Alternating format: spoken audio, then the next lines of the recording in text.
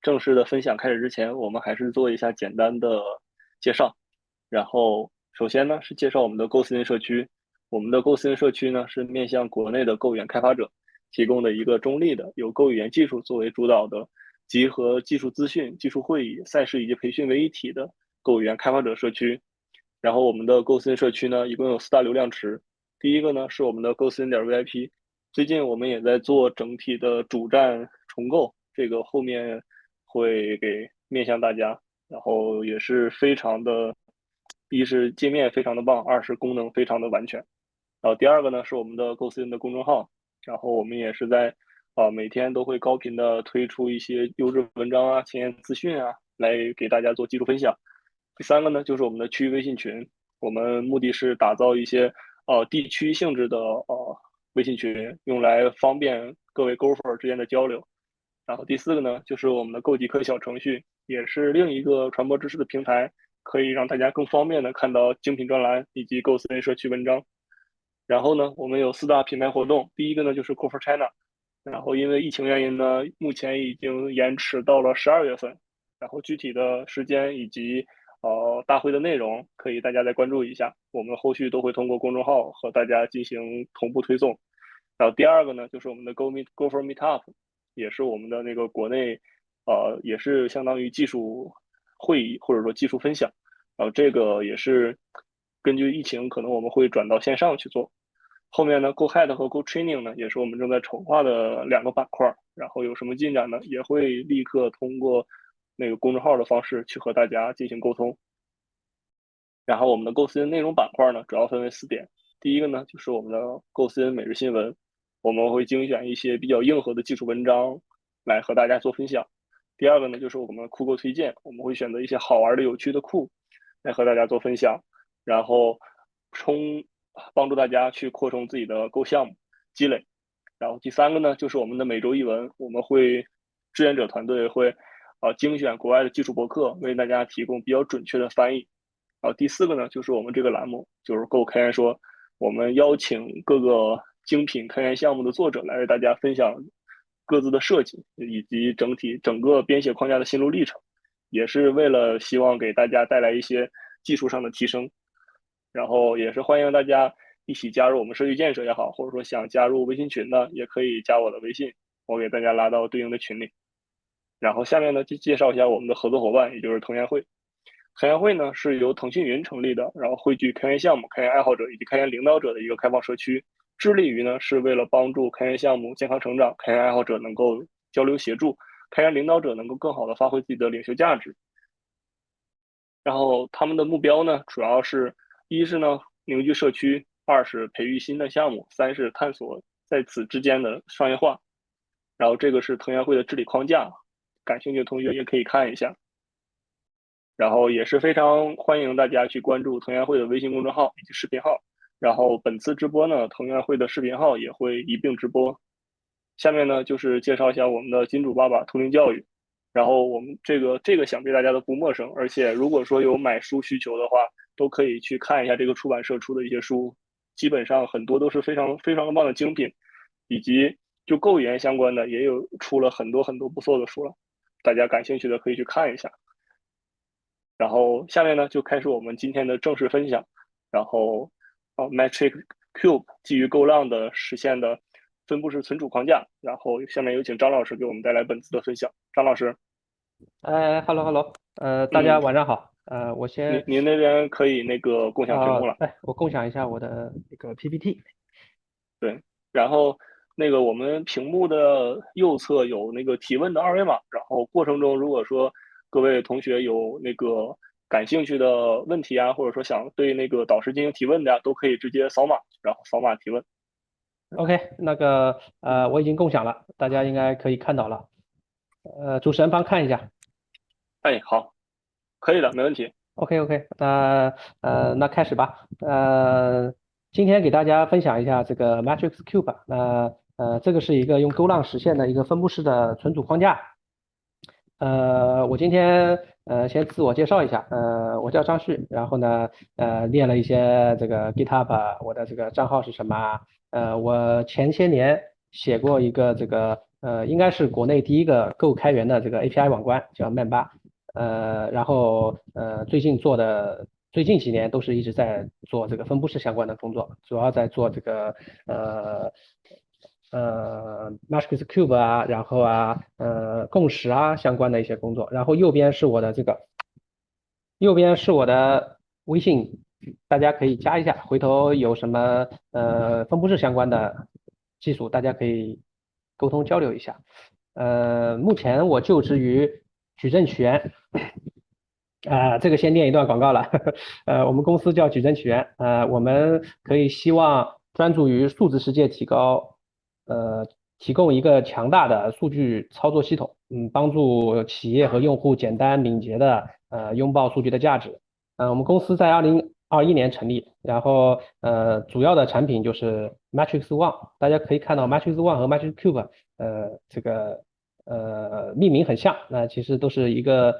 命名的风格。然后 Matrix Cube 其实是我们的数据库里面的一个核心的分布式的组件。今天我讲的主要内容主要通过这方面去说，一个介绍一下Matrix Cube 是什么，然后呢，我们再介绍一下 Matrix Cube 的这个架构和设计，然后再介绍一下如何使用 Matrix Cube 来实现自己的一个分布式的存储，最后一个是我们的这个答疑环节。首先介绍一下 Magic Cube 是什么。Magic Cube 是什么呢？其实它就是一个类似于瑞士军刀一样的东西，就是可以把你一个单机的存储引擎，通过 Magic Cube 把它连接在一起，变成一个分布式的存储引擎。那比如说我们可以在这个基于 KV 实现，就比如说我们有一个 PEPL 是这个 Cockroach DB 实现的一个跟 RocksDB 兼容的一个单机的 KV 的这个基于 SM Tree 实现的单机的存储引擎。那我们可以通过这个 PEPL，在上面包装一层，然后呢连接我们的 Matrix Cube，就可以把它变成一个分布式的PEPL 的这个引擎，我们就可以在上面做一些分布式的这个 KV 的系统。然后呢，我们的刚刚介绍的公司的这个数据库 Matrix One 在0.5版本以前，它都是通过 Matrix Cube 连接了我们的这个列存的存储引擎，把它变成了一个AP 的一个数据库。Matrix Cube 主要它提供了很多的功能。它可以把你的这个单机的存储引擎变成分布式的，它可以提供一些水平的扩容可以提供高可用，提供强一致，然后提供事务的能力，然后提供这个 auto rebalance 的能力。为什么要做这个 Matrix Cube 呢？就是我们大家可能都会用过很多的共识的这个库，比如说 Raft 的，比如说这个etcd啊。那大家用 Go 语言的话，etcd 应该不是很陌生。那 etcd 大家都会用来存储一些元数据然后呢存储一些配置很多的这么配置中心来基于 etcd 来实现。但是用 etcd 能不能做一个我们的这个存储我们业务数据的比如说我们存储一个 KV，比如说用 etcd 来实现作为底层存储来实现一个兼容 Redis 协议的，能够持久化的多副本的强一致的 Redis 的这个 server 呢，那肯定是可以的，但是它的性能会有问题。因为 etcd 的读和写都会在至少没有优化的话，它读和写是在 leader 上在 etcd 的 leader 节点上去执行。那我们的 leader 节点它就会受制于它的带宽、它的磁盘，那就是我们整个系统的存储数据的空间就会有限。呃，这个时候呢，以前工作的时候，我们在2015年左右，就是在做我们的一个公司要在做一个分布式的 Redis，然后呢那个时候好像 TiDB 也开源了，然后我们看到 TiKV 好像实现的比较不错，但是在上面做好像比较困难，我们就用 Go 来借鉴它的思想，然后呢做了一个Multi-Raft 的一个实现的这个分布式的 Redis，然后又过了一段时间，公司要做一个向量的分布式的向量的那个数据库，然后呢发现哎这个东西好像这个提供的功能都差不多，然后我们就把这个代码再扒出来，再巴拉巴拉巴拉把它改一下，然后呢把底层的存储引擎换成这个向量的这个数据库，然后变成一个分布式的向量。然后呢，我们后面又要实现一个分布式的 bitmap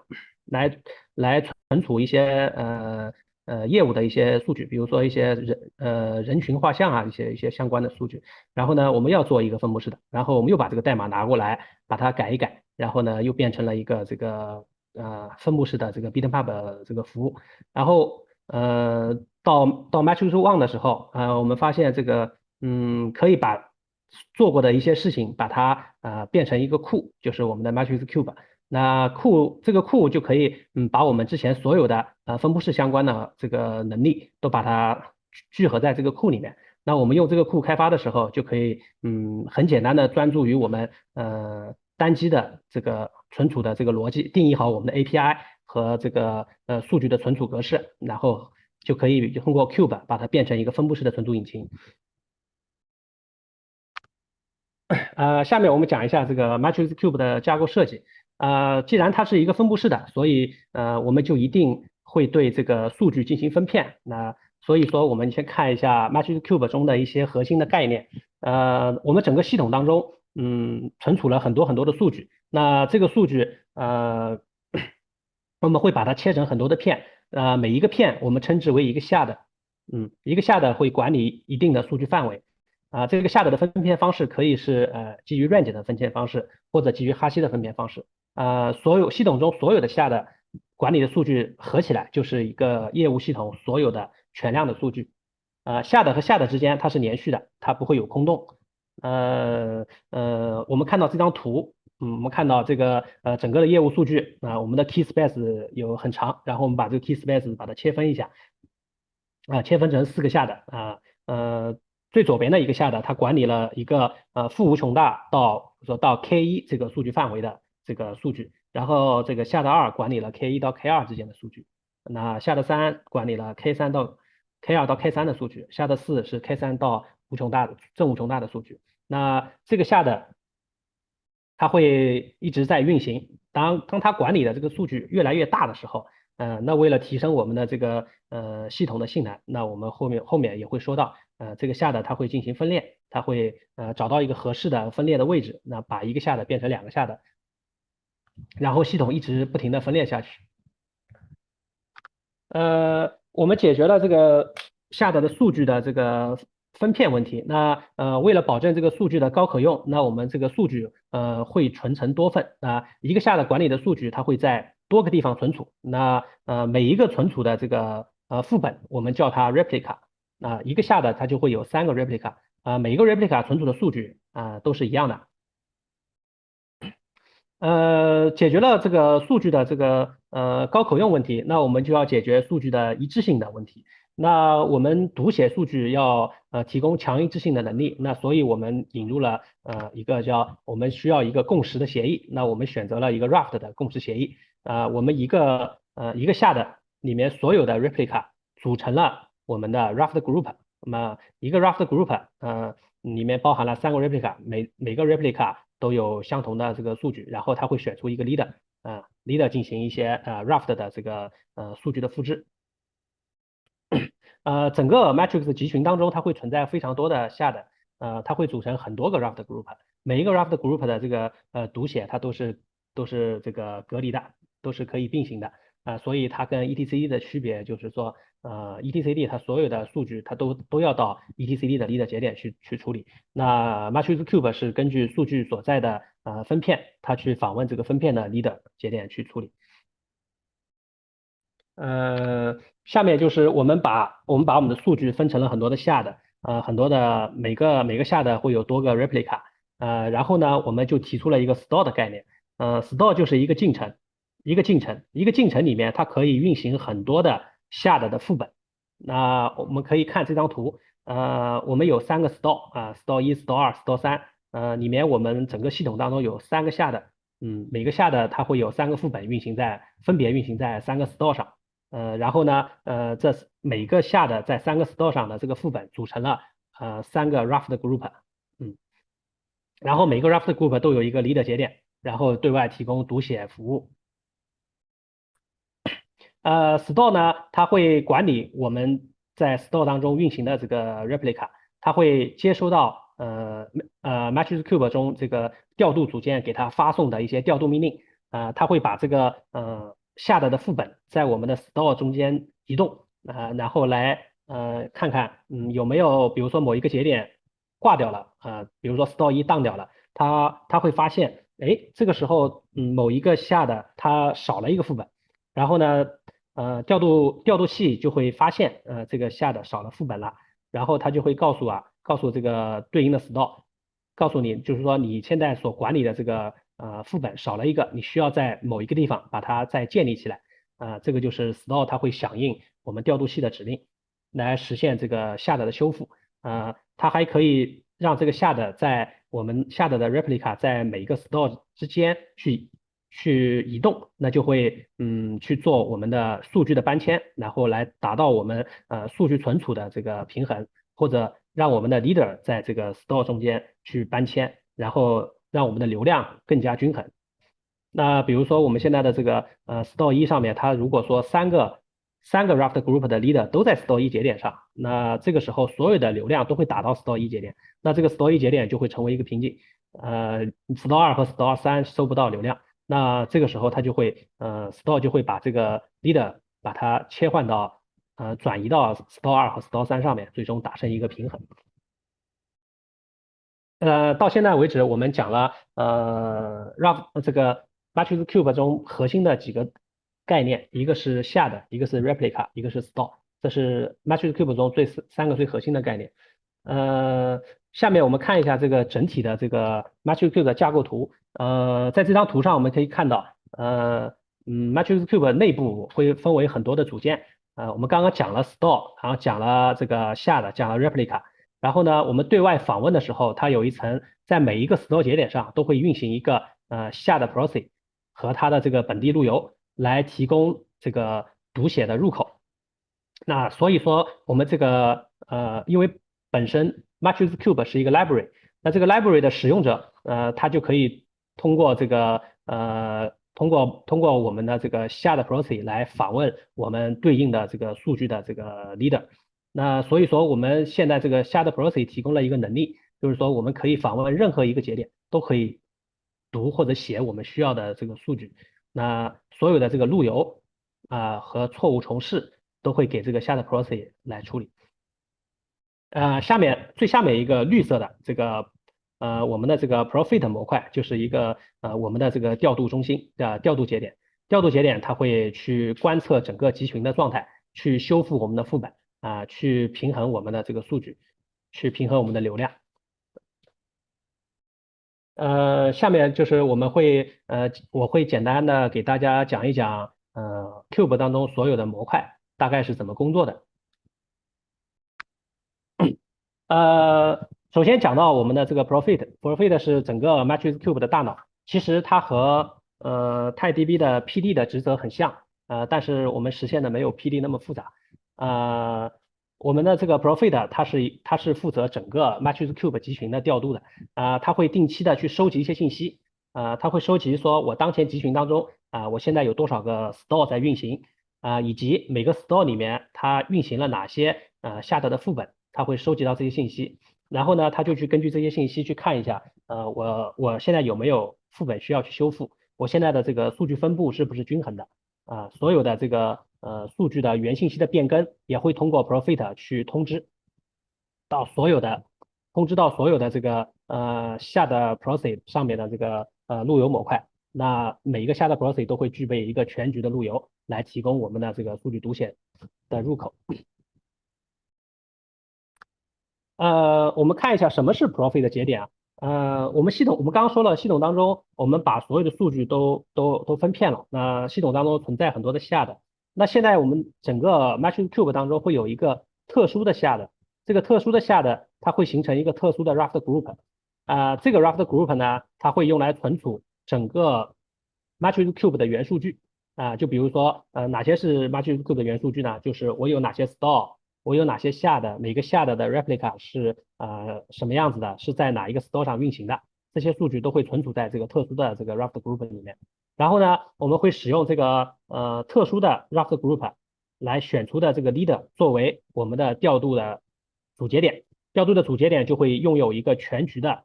整个全局的信息，我就知道整个集群当中的这个运行状况是什么样的，由它来发送我们的调度指令。为了避免就是说，我们同时有两个 leader，有一个 leader 他可能是旧的，但是他认为他还是 leader，他在发出这个调度指令。为了避免我们多个这个profit 的这个节点同时发出调度指令，我们采取了一个粒子的方式来加强了这个我们的这个中心化的调度。所以我们看到这张图里面这张图里面会有一个黄色的这个下的有3个 replica， 这是特殊的这个就是我们的特殊的这个节点。如果我们的这个特殊的下的运行在这个 store 上，那这个 store 就会成为我们的 profit 节点。当我们的这个特殊的下的 replica 成为我们的leader 的时候，它会去创建一个例子，它得到这个例子之后，它就会变成我们的 profit 的主节点，在这个主节点上，它就会开始不停的收集整个集群的信息，然后去下发一些调度指令。我们看到 store 4它是没有这个特殊节点的，它就是普通的一个 node 节点这个 node 节点上面就会运行非特殊节点的非特殊下的其他的这个下的数据的下的。Profit 的功能就是，再介绍一下，它就会定期收集的上报信息我们刚刚这个也介绍过了。然后最主要的一个信息就是说，每个下的和每个 store 它都会上报信息给这个 Profit。这个 Profit 收到了这个我们刚刚说的，我们会做到这个收到每个 store 上运行了多少个 replica，然后它会去做整个集群的均衡。它还会收到每一个下的当中的 Raft Group 的 leader 节点发送的副本信息。这个副本信息就是包含了说我有几个 replica，然后呢，它会有一个每个 replica 最后跟我 leader 联系的时间。当这个时间超过一定的阈值之后，我们的 profit 的节点就会认为它可能这个就下线了，它就可能它就当掉了，那就会去进行修复的流程。然后我们看看这个我们的调度节点是如何修复我们的副本的。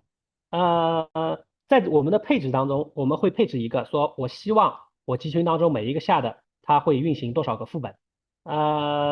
如果说我发现了这个下的运行的副本数跟我希望的副本数不一样，那我如果少了，我就给它添加副本；如果多了，就会给它移除一些副本。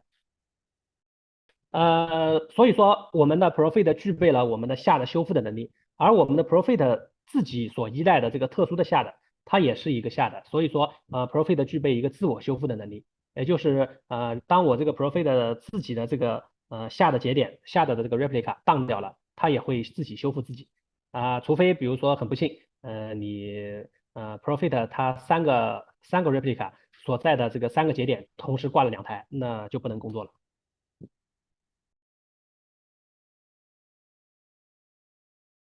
整个 Profit 它会维持整个集群的均衡，它会维持我们的这个读写流量的均衡。我们所有的客户端的读写请求都会和我们的下的这个leader 的 replica 进行交互，给它发送读请求，给它发送写请求，然后 leader 去做一些Raft 的这个 log 的复制，然后做一些这个状态机的处理，然后再响应客户端。那当我们的这个 leader 在我们的 store 上面不均衡的时候，那我们看到右边一张图我们发现这个 store 1和 store 2、store 3上面运行了3个下的，这3个下的每个下的有3个 replica，那在整个集群当中就有9个 replica，然后呢，我们所有的 leader 都会在这个 store 1上，那这个 store 1上面就会承载了整个系统的流量。然后Profit 就会发现这个情况，它就会把这个下的平均的分布在每一个 store 节点上。那最后就会达成store 1和store 2上面的这个 leader 的个数是相等的，那我们所有的流量就会平均的分布到我们的store 1、store 2和 store 3上面。呃，我们刚刚说了流量的均衡，还有我们数据的这个均衡。数据的均衡是指因为我们知道每一个下的 replica 管理了整个集群当中一部分的数据。那在 Matrix Cube 当中啊，我们会指定每一个下的管理的数据量大概是多大。比如说我们每个下的管理1GB 的数据，那当这个下的每个下的都管理1GB 的数据，那也就意味着，在 store 上面我运行的 replica 个数越多，那我这个 store 上面就承载了更多的数据。呃，这个时候我们拿一个例子来看，比如说我们集群要扩容，我们现在有 store 1、store 2、store 3三个节点，这三个节点上我们运行了4个 replica，然后呢，这个时候运行的好好的，然后我们发现这个时候系统各种指标都不正常了，都比较慢，那我需要扩容，那我加了一台 store 4，那 store 4上面刚开始的时候它是没有任何的这个 replica 在运行的。随着这个系统的运行，这个 Profit 它会发现这个情况，它会发现系统中多了一个 store，它会去把 store 1、store 2、store 3上面所有的这个replica 重新均衡一下，它会把它让这个 replica 在 store 之间移动，最终达到右边这张图的状态让每一个 store 上面运行3个副本。这样的话，store 1、store 2、store 3和 store 4上面所承载的数据就是均衡的。讲完了我们的这个核心的这个大脑 Profit，然后再讲一讲我们这个请求的入口。我们的请求的入口，所有的请求都是先到达我们的这个下的 Process 模块。我们知道整个集群在运行过程当中，我们有很多很多的下的，每个下的管理的数据范围是不一样的。那所以我要发送一个读请求，发送一个写请求。那我这个请求到底要发给哪一个下的呢？这个事情如果让这个Matrix Cube 的使用者来做的话是很复杂的。所以说我们提供了一个 Shard Process 的模块，这个 Shard Process 模块就会收到读写请求的时候就去看一下你需要访问的数据它在哪一个 Shard 上它就会在本地的这个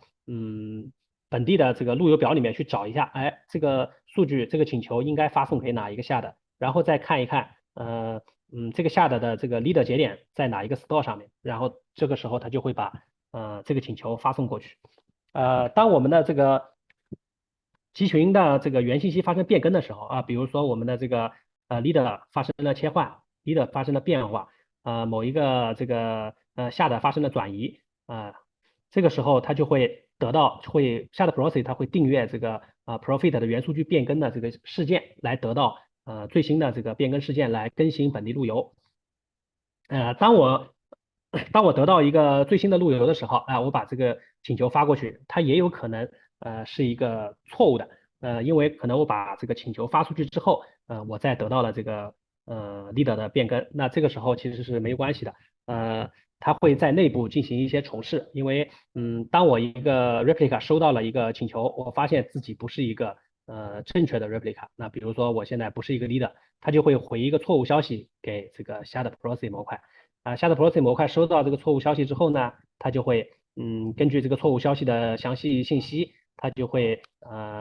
要么去根据这个详细信息找到一个正确的这个leader 节点在哪，要么就是等待这个 Profit 的最新的这个元数据变更的通知，那它一定会得到一个正确的值。然后 Process 模块对外来看，它其实就是一个透明的无状态的这个代理了。所有的Matrix Cube 的流量就可以打在任意一个 store 节点的下的 process 上，那这个下的 process 去做正确的这个路由，那对于这个 library 的使用者就会比较方便。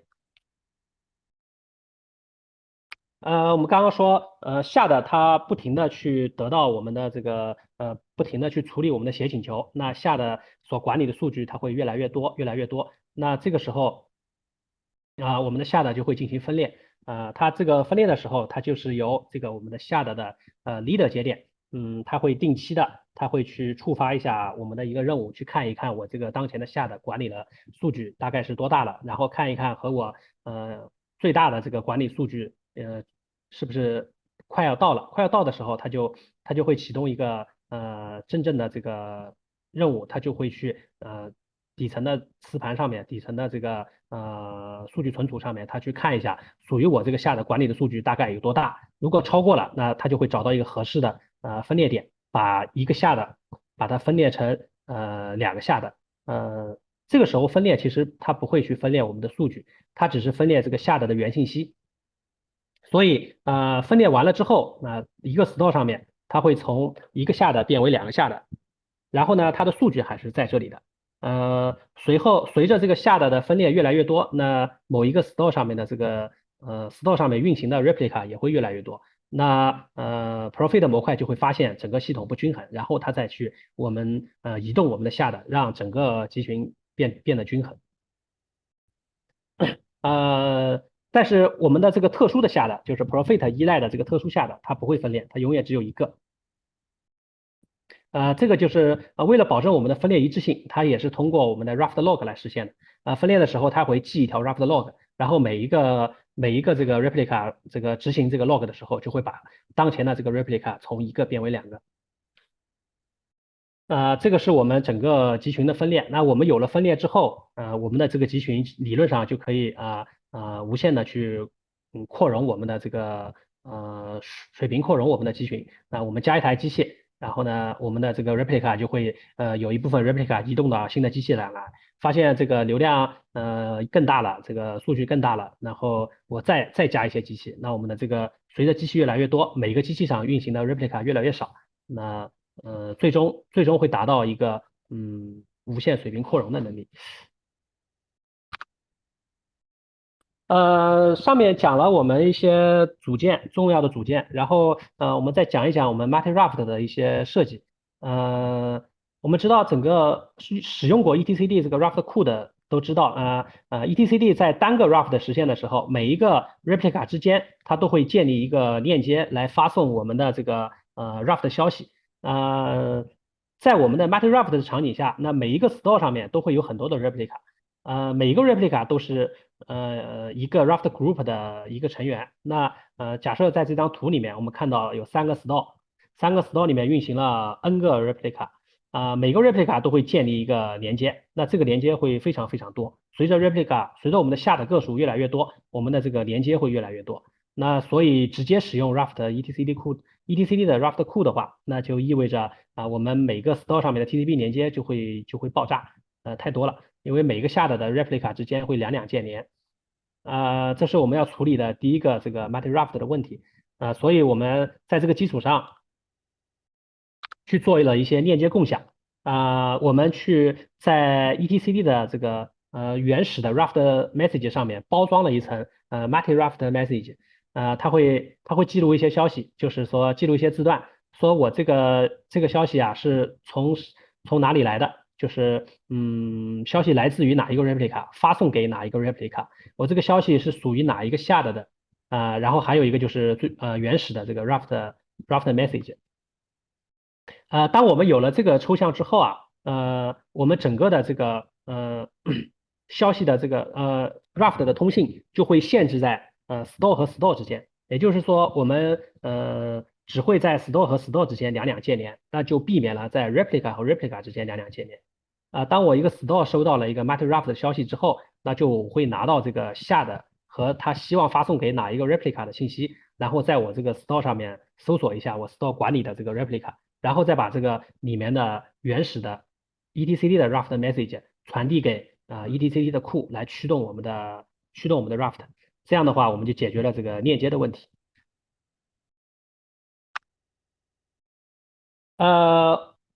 我们的这个 snapshot，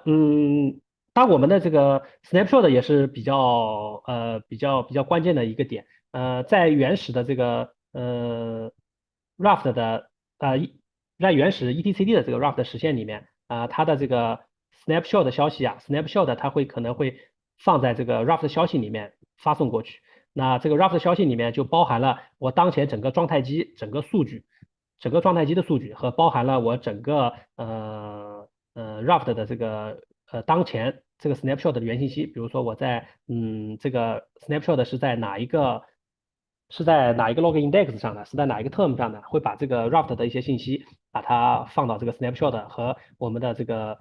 数据信息一起，通过一个消息发送给这个对方的 replica。那这个时候，当我们的下的管理数据比较大的时候，我们下的比如说1GB，那这个时候我通过一个消息发1GB，那基本上是灾难级的。所以我们希望就把这个我们整个 Raft 的这个 snapshot 就会做一些设计。我们把这个 snapshot 的文件把它单独记下来，然后在这个原始的 etc 的 Raft 的消息里面，我们只放这个 snapshot 的文件的原信息。然后呢，我们先流式的把这个文件发送给对方的 replica。当这个对方的 replica 收到一个完整文件之后，我们再把这个包含这个 Raft snapshot 这个信息的这个Raft 原始的这个message 发送给这个 replica。replica 收到这个 message 之后，从这个消息里面得到我们的 snapshot 文件的原信息，然后在本地搜索到我之前收到的这个文件，然后去应用我们的快照，那来避免这个整个由于这个太大的这个 snapshot 而比如说有可能也会把内存给撑爆啊，有可能这个整个 TCP 就被堵住了，因为 snapshot 太大了。为了避免这个 snapshot 去跟我们的正常的 Raft 的消息中间去相互影响，我们的 snapshot 使用独立的 TCP 链接去发送，然后也可以在上面做一些流控来避免发送 snapshot 的时候占用过多的带宽，影响我们整个系统的吞吐。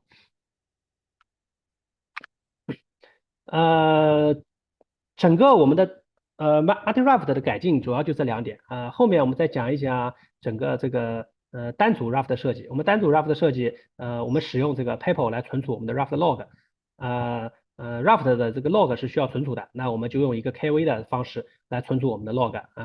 我们加上一些我们的下的前缀，然后加上一些 log 的这个 index 来编码我们的这个 raft log。我们看到这张图，一个 store 里面我们只会有一个或多个我们的这个写这个 log 的这个 grouting。整个这个 grouting 它会不是每一个 Raft 的这个 replica 都会持有一个这个PEPL 实例，它会去写 Raft log。这样的话，我们在SATA 盘上这个性能会比较差。那我们为了这个规避这个问题，我们使用一个单独的队列。我们把需要写的 Raft log 放到这个一个队列里面，然后有指定个数的 Raft 这个处理这个 Raft log 的 grouting 来写我们的 log，把它写到底层的 PEPL 里面去。在这个地方其实未来还是有一些优化空间的。我们知道 PEPL 在写 Raft log 的时候是一定要sync 到磁盘的，不然的话就会发生数据的丢失问题。这个时候写到 PEPL 上面的时候，PEPL 其实本身它是一个 SM tree 的实现，它会有一个那个 WAL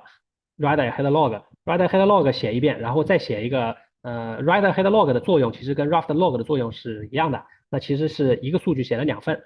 其实没必要。那后续优化可以把这个PEPL 的这个存储 Raft 的 log 的存储把它换掉，换成一个自己实现的更高效的存储。我们在纯 Raft log 的场景下其实是不需要这个WAL 的。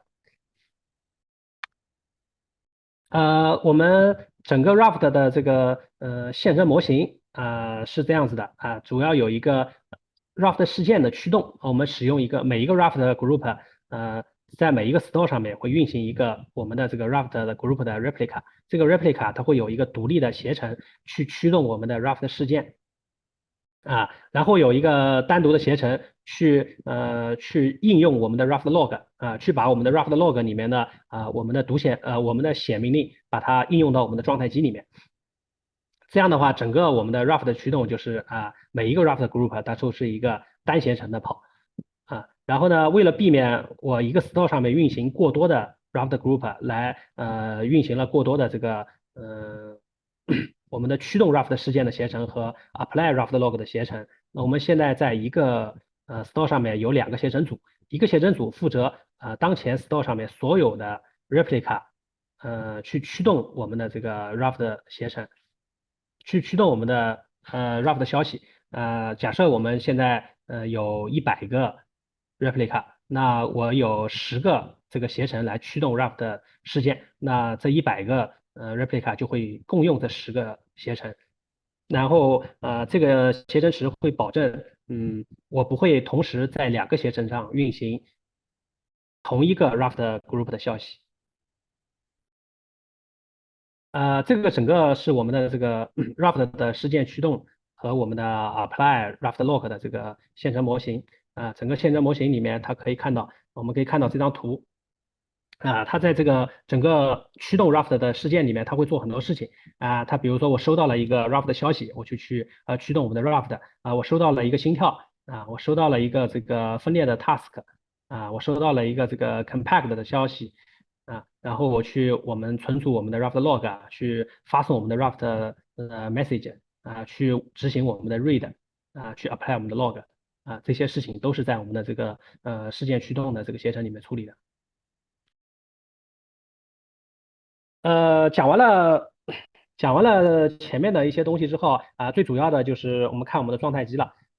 这也是 Cube Matrix Cube 最重要的一个抽象。它只有实现了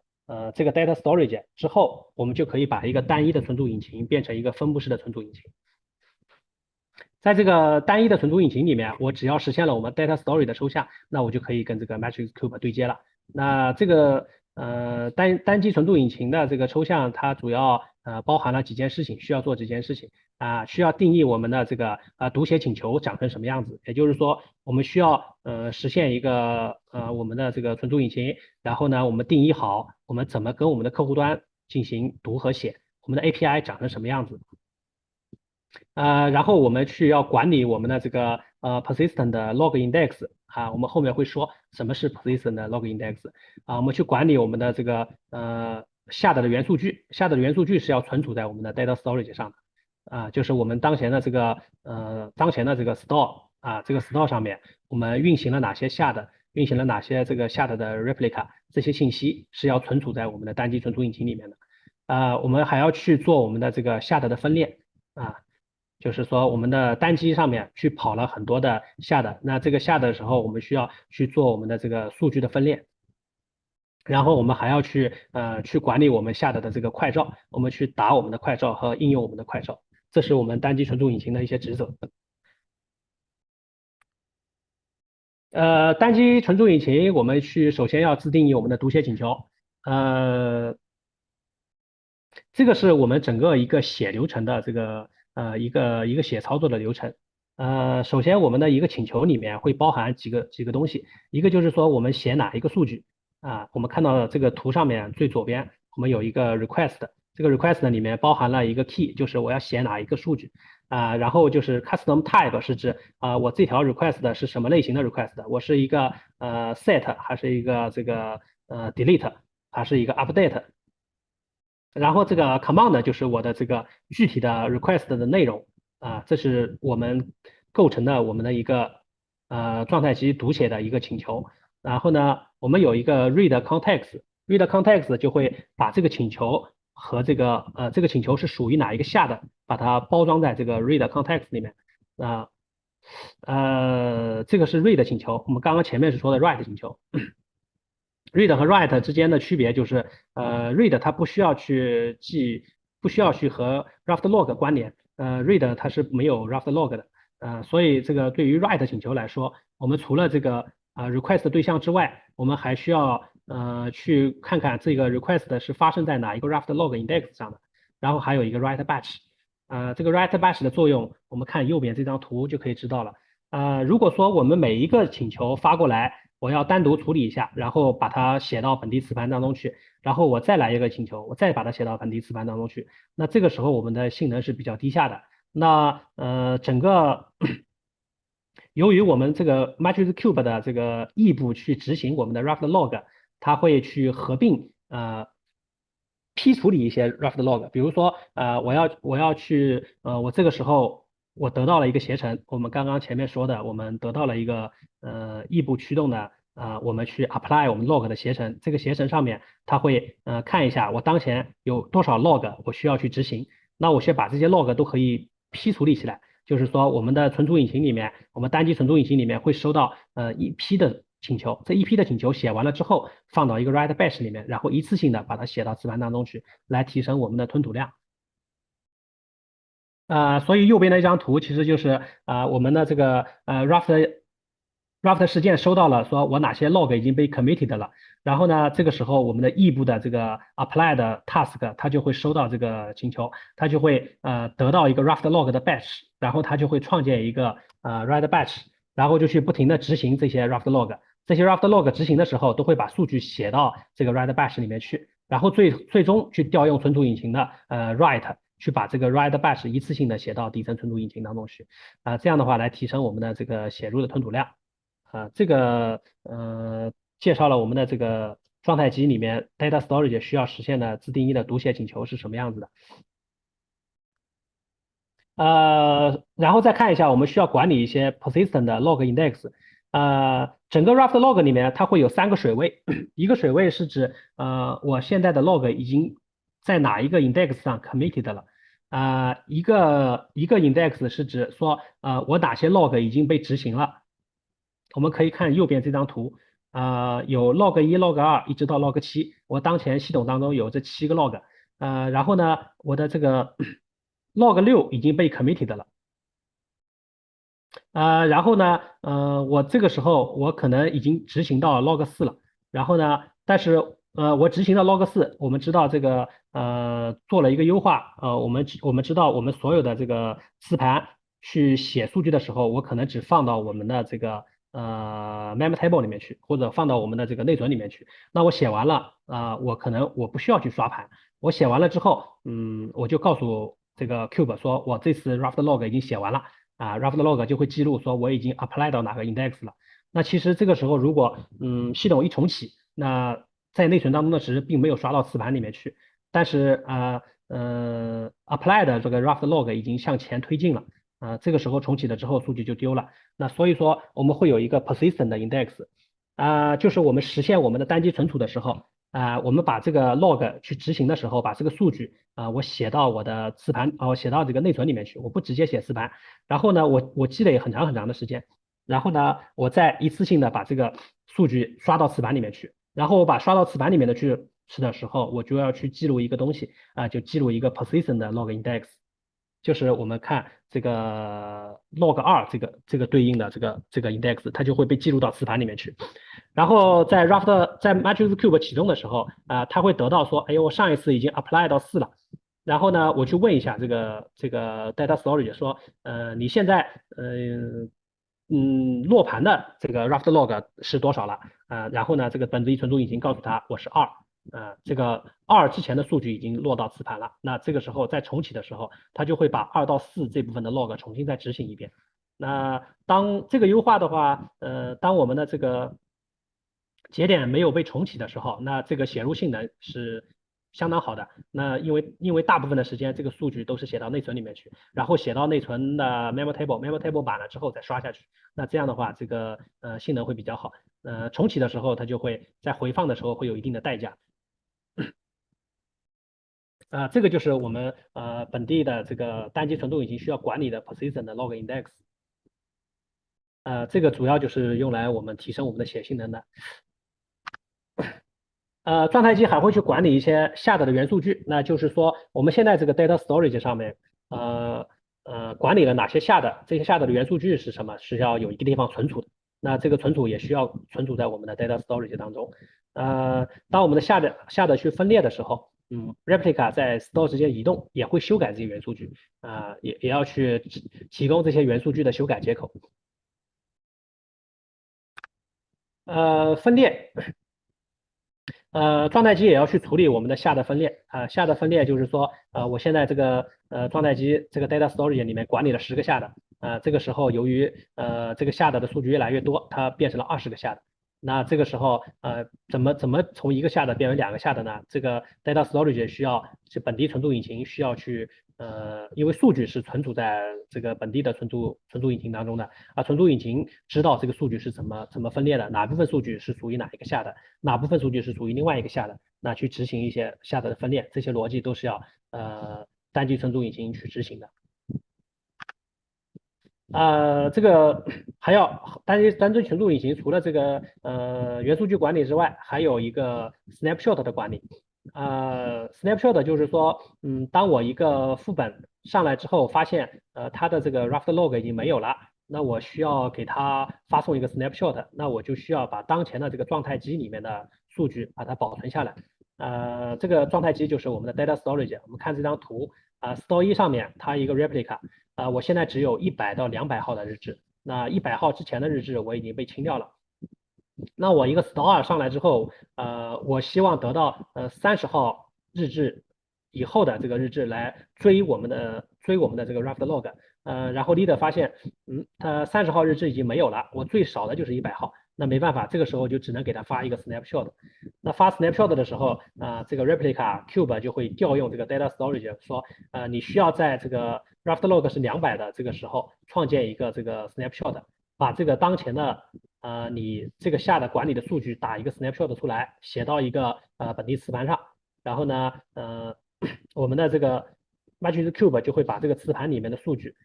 流式的发送到 Store 上面。那 Store 收到了这个 snapshot 之后，它再去 apply 这个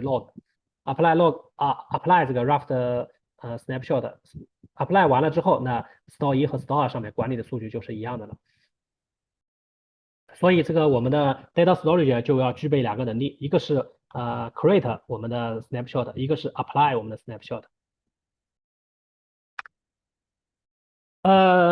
这上面讲完了我们的 data storage 的设计。Matrix Cube 其实也是支持事务的，但是还没开发完。我们参考了 CockroachDB 的这个事务，然后把 CockroachDB 的 SSI 隔离级别的这个事务把它退化到 SI 隔离级别，采用 HLC 的时钟方案，悲观的事务模型。在 data storage 的基础上，我们抽象出一个transactional data storage。就是在这些 data storage 的基础上，再承担了一些职责。当我们实现一个 transactional data storage 的时候，我们就可以把一个不具备事务能力的单机存储引擎，变成一个具备SI 隔离级别的悲观事务模型的分布式的事务的存储引擎了。这部分还没开发完，未来应该是会把它慢慢进化到这个悲观的、乐观的都具备。那这样的话，当我们具备了一个事物的时候，那我们就会能够拿这个 Matrix Cube 来做更多的事情。介绍完了我们整个的设计下面最后一部分内容就是我们看看如何使用我们的 Cube。使用我们的 Cube 就是，如果我们把 Cube 作为一个库来使用，它其实编写 Matrix Cube 的应用其实有2个，一个就是说我们需要去实现我们的 data storage，这是我们的第一步，我们需要实现一个 data storage。data storage 有哪些职责？前面也讲了一些，然后我们再使用几十行左右的代码去把这个 Matrix Cube 做一下配置，那就可以把一个Matrix Cube 的应用给做出来了。那其实很简单，如果是我们的应用是基于这个 KV 的，那我们Matrix Cube 内部内置了我们所有的这个 KV 的操作。那 KV 的操作我们内置了一个 KV based data storage。那这个 KV based data storage 实现了我们刚刚之前所说的 data storage 管理的很多的职责，这些都实现了。然后呢，在这个基础上提供了一些基础的 KV 操作能力，比如说 set、get、delete、scan。batch set、batch get、batch delete 这些单机的KV 操作能力都可以了。然后我们可以在这些基础上再去封装我们更高级的 API 来提供我们更高级的能力。最后我会讲一些例子我们实现了一个很简单的 matrix KV。我们使用这个 matrix KV 来提供一个分布式的支持 set、get、delete 的一个小的 KV 存储系统。我们来分享一下这个例子。我切换一下这个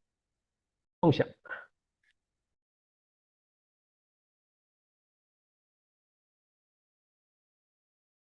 OK，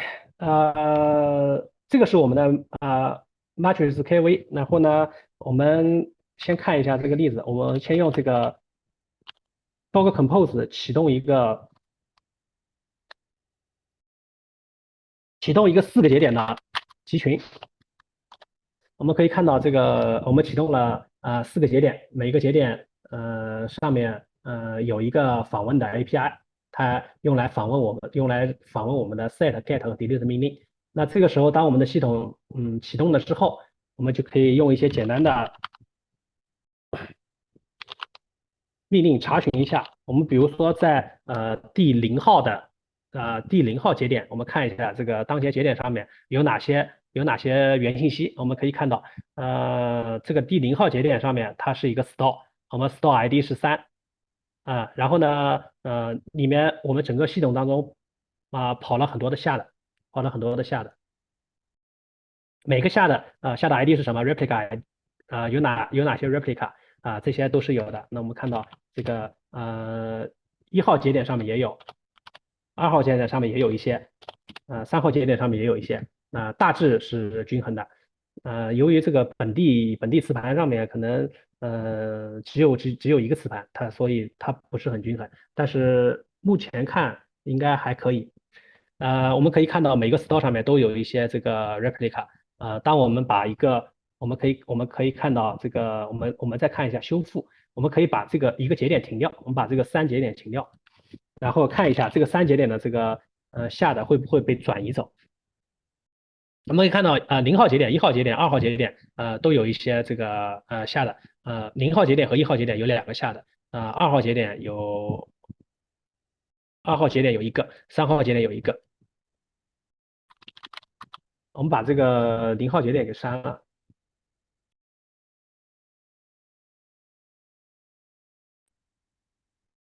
删了之后，它会过一段时间，它就会把这个我们刚刚看到3号节点这个下的，它会把它在其他的节点上修复起来。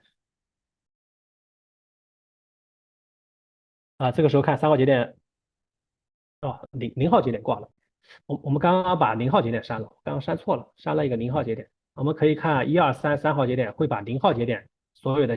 这个 replica 转移过来，那这个就是我们的这个下的这个副本修复能力。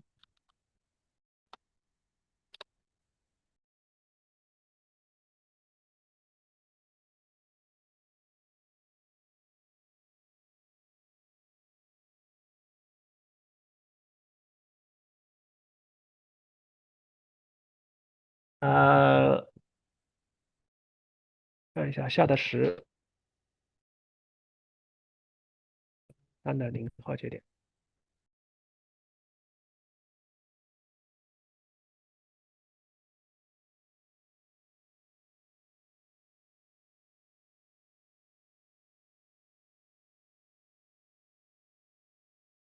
我们可以看到这个store 1上面的下的个数它变多了，它多了一个副本。我们刚刚看到原来我们的这个 store 1上面只有2个下的，它现在有3个下的，所以把那个原来这个 store 0上面的那个下的，把它在这个 store 1上面给补起来了。然后我们所有的这个，我们再看一下这个操作。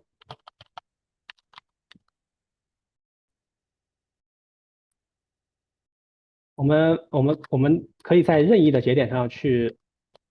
操作我们的数据。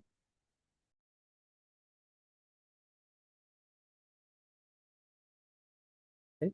有问题。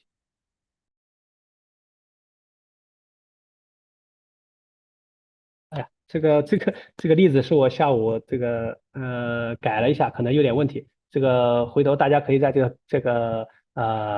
我在这个我们的那个 GitHub 上面已经开源了，大家可以去参照上面的 README 去操作一下。这个可能我这个本地环境有点问题。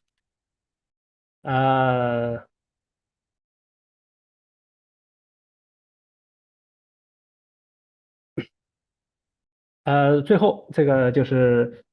大家可以通过这个关注我们的服务号来获取我们的这个今天的这个 PPT。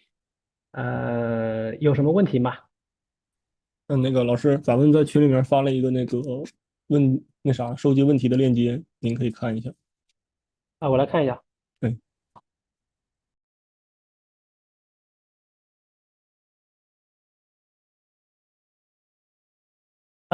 我看到了3个问题。第一个问题对对对，是高可就是用高可用为啥3个部分的存储是一样的数据？如果不是一样的数据，那首先我们的一个下的会分成3个 replica。那我们要做高可用的话，也就是说我们当一个 replica 宕机之后，我们的其他 replica 能够提供我们的读写服务来提供高可用。为什么数据是一样的？如果数据不一样的话，那就意味着这个我们的数据不是强一致性的。那对于这个用户来说是不友好的。那用户一开始我读了一个数据 x， 它的值是10，那过了一会儿他读了 x， 他发现这个数据变成5了，那肯定是不合适的。这个3是怎么定下来的？就是说，我一个下的要运行多少个副本，是我们使用 Cube 去配置的时候去指定的。我希望一个下的运行多少个副本，就指定多少个。一般来说我们指定3个。第二个就是想了解一下Matrix Cube 是怎么做单元测试的。Matrix Cube 当中，我们在这个 Matrix Cube 当中去开发了一套这个集成测试的框架。集成测试的框架去可以在单元测试里面去跑一些分布式的场景，去跑一些 node，就是我们跑很多的 store 和 store 之间去做一些网络隔离，去做一些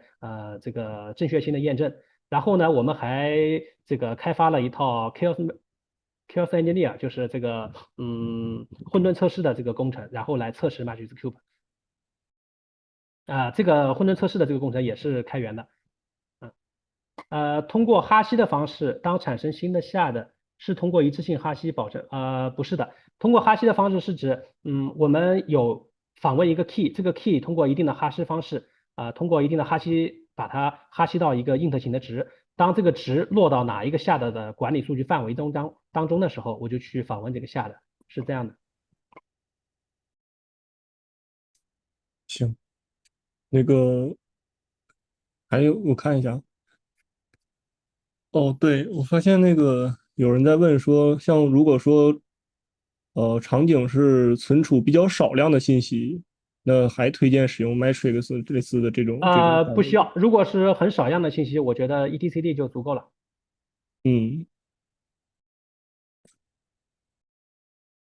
好，那咱们这个后续有什么计划吗？比如说那个下半年，或者说今年年底，有没有什么里程碑式的这种？对，后续会我刚刚说到了，我们的事务能力方案已经有了，我们有一个完整的这个事务方案，但是也开发了一半，但是后续会把这个事务的这个能力把它开发做完具备，那我们就可以具备了一个跨下的这个数据操作的事务能力，那我们就可以在上面做更多的事情，比如说拿 Matrix Cube，基于我们底层的刚刚提供的 Pebble 的 KV 存储引擎，我们在上面封装成一个这个Redis 的 API， 那就可以实现一个分布式的强一致性的纯磁盘的这个分布式的 Redis。好，我这边没有什么问题了。我看弹幕上大概也都回答的差不多了。然后那我们今天这个分享就到这里。好的，好的。行，那个非常感谢张老师的分享。然后一些如果对这种分布式数据库也好，然后对这个我们的这个 Matrix Cube 这个项目感兴趣的小伙伴也好，都可以去搜索一下，去 GitHub 看一下它的开源项目这个项目库。然后如果说对这个非常感兴趣，也非常欢迎大家就去看一下这个项目的代码呀，或者说有没有什么需要觉得自己有一些东西可以提 merge 的，或者说提那个 PR 的呀，也是非常欢迎大家说参与到这个项目的开发里面去。毕竟也已经开展出来了，这是欢迎大家自己去学习，然后也会对自己在这一方面的技术会有很大的提升。然后 PPT 的话，老师，麻烦您刚才我看有一个恢复，然后获得 PPT 的那个页面。张老师。PPT，我来放一下。对。刚刚好像共享被关掉了。没事，一会儿我们也会找张老师要一份，然后我们会同步发到我们这个 Open Talk 这个 GitHub 项目上，然后大家也可以说关注这个对，可以关注这个公众号服务号。对，然后回复0908就可以获取我们这次分享的 PPT 了。然后等下的我们这次直播的这个录播也会同步到我们的这个 B 站的账号上，所以说大家以后就是过一段时间或者说等2天，哎，明天差不多就可以那个在这个 B 站上看到这个视频，可以那个就着这个 PPT 一起在那个有哪些没理解的，或者说哪些需要回顾的，可以再重新学习一遍。那我们今天就到这里了。好的，好的，谢谢大家。那再次感谢张老师的分享。那我们今天的开源说就到这里，然后非常感谢大家的观看。我们下期再见，拜拜。拜拜。